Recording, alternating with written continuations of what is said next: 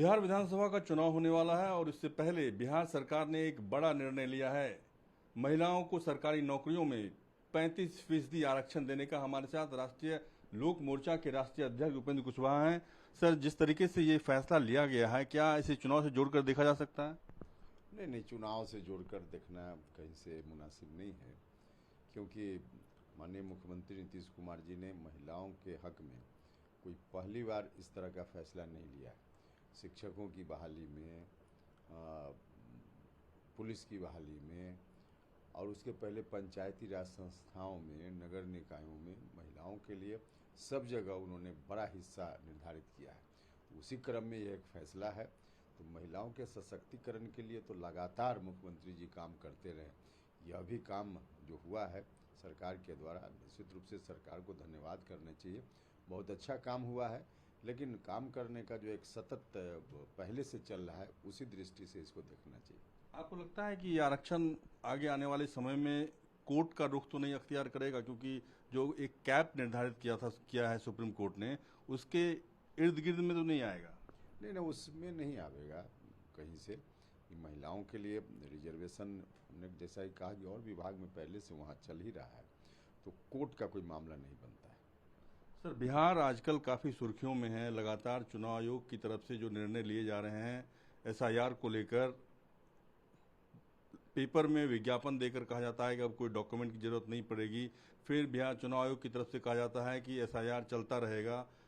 9 तारीख को आरजेडी, कांग्रेस समेत तमाम इंडिया गठबंधन के नेताओं की तरफ से चक्का जाम करने का ऐलान किया गया है। बिहार बंद का फैसला किया गया है, जिसमें राहुल गांधी भी मौजूद रहेंगे। हमने भी खबर देखी है। विपक्ष के लोग तो राजनीति कर रहे हैं इस विषय को लेकर के, लेकिन इतनी बात जरूर है कि यह जो विषय है, इस पर इलेक्शन कमीशन ने थोड़ा विलम्ब से इसकी शुरुआत की है, इससे हम एग्री करते हैं। सत्यापन का काम तो पहले भी इलेक्शन कमीशन करता रहा है, करना चाहिए, उसमें कोई एतराज़ किसी को नहीं होना चाहिए। हाँ, लेकिन इलेक्शन कमीशन को थोड़ा एड्रेस करना चाहिए जो आम लोगों की चिंता है कि कागज अभी तुरंत देना संभव बहुत सारे लोगों के लिए नहीं हो पाएगा। बहुत सारे लोगों के पास कागज नहीं है, या बहुत सारे लोग घर से बाहर रहते हैं, तो थोड़ी जल्दीबाजी के कारण लोगों में परेशानी है। और इलेक्शन कमीशन इन चीज़ों को देखेगा। इसको लेकर के कोई सड़क पर उतरा जाए या आंदोलन किया जाए, इसकी ज़रूरत नहीं। आपको लगता है कि दिसंबर 2004 2 दिसंबर 2004 के बाद जो बिहार में पैदा हुए लोग हैं, जो बिहार के निवासी हैं, उनको अपने सत्यापन के लिए पूरा प्रूफ देना पड़ेगा? माता पिता दोनों के जन्म स्थान और जन्म तिथि की पूरा ब्यौरा देना पड़ेगा। देखिए, इसमें कन्फ्यूजन रहता है। हम लोग यहाँ गांव में जो बीएलओ जा रहे हैं, उनकी ओर से कहा जा रहा है कि कोई कागज़ अभी मत दीजिए, सीधे फॉर्म भर कर दे दीजिए। फिर इलेक्शन कमीशन की ओर से कहीं कुछ और बयान आ जाता है, जिला में कोई अधिकारी कुछ और बोल देते हैं। तो कुल मिला कर इलेक्शन कमीशन को गौर करना चाहिए और स्थिति को साफ करना चाहिए। और इतनी जल्दी कैसे हो पाएगा, लगभग 8 करोड़ मतदाता हैं, इस पर इलेक्शन कमीशन को आगे आकर बात करना चाहिए। हालांकि चुनाव आयोग तो आश्वस्त है कि वो तय समय सीमा में पूरी प्रक्रिया को पूरी कर लेगा।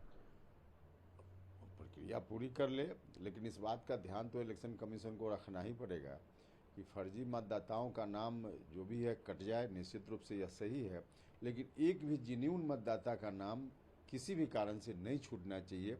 यह सुनिश्चित इलेक्शन कमीशन को करना चाहिए, और चुनाव तो समय पर होगा ही, उसमें क्या दिक्कत है।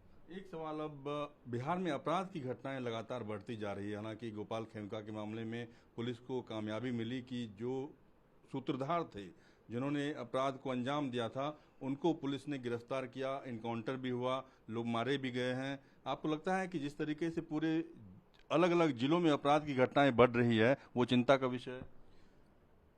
निश्चित रूप से जो कुछ घटना हुई है वह तो दुखद है, लेकिन घटना के बाद प्रशासन के लोगों का जो दायित्व बनता है, स्वयं मुख्यमंत्री जी ने अधिकारियों से बात की और कार्रवाई सख्ती से प्रशासन कर रहा है। यह तो साफ साफ दिख रहा है। जिस तरह से खेमका हत्या के बाद उसका उद्भेदन तुरंत हो जाना, कौन लोग संलिप्त हैं उसके बारे में जानकारी, फिर गिरफ्तारी, और गिरफ्तारी के क्रम में जिसने भी कुछ गड़बड़ी करने का प्रयास किया तो इनकाउंटर। तो इसको देखकर तो लोगों का भरोसा निश्चित रूप से जो सुशासन पर है वह रहेगा। चिराग पासवान के आरोपों को कैसे देखते हैं? चिराग पासवान आरोप लगा रहे हैं कि नीतीश कुमार के पास गृह विभाग है और जिस तरीके से अपराध की घटनाएं लगातार बढ़ रही है वो चिंता का विषय है। देखिए, हमने बयान देखा है उनकी पार्टी की ओर से। मुझको लगता है कहीं ना कहीं तो कोई लक्ष्मण रेखा गठबंधन के अंदर जरूर होना चाहिए। कई बार इस तरह की बात परिवार में भी हो जाती है जो नहीं होनी चाहिए, लेकिन उसको लेकर के परिवार के बारे में बाहर चीज़ों को उस रूप में उछालना, बाहर के लोग करें तो करें, परिवार के सब लोगों को इस बात की इजाज़त नहीं दी जा सकती। यही बात एनडीए पर लागू होती है। तो इस दृष्टि से जो बयान उनकी पार्टी की ओर से आया है वह ठीक नहीं है। हम तो सलाह देंगे कि बयान दे जहां ज़रूरत हो, लेकिन इस तरह से नहीं, कोई ना कोई लक्ष्मण रेखा जरूर ध्यान रखें और उसके तहत बयान दें। आपको लगता है कि जिस तरीके से नरेंद्र मोदी पूरे देश में एनडीए के सर्वोच्च नेता हैं, उसी तरीके से नीतीश कुमार भी बिहार में सर्वोच्च नेता हैं और नीतीश कुमार पर कोई भी बयान देने से पहले सोचना चाहिए? निश्चित रूप से नीतीश कुमार जी एनडीए के सर्वमान्य नेता हैं और एनडीए में तय है कि उन्हीं के नेतृत्व में चुनाव होना है। तो स्वाभाविक रूप से एनडीए के जो भी साथी हैं उनको बयान देते समय इस बात का ख्याल रखना ही चाहिए। धन्यवाद। हमसे बातचीत करना पसंद विजय के साथ रमन कुमार, दिल्ली न्यूज़ 24।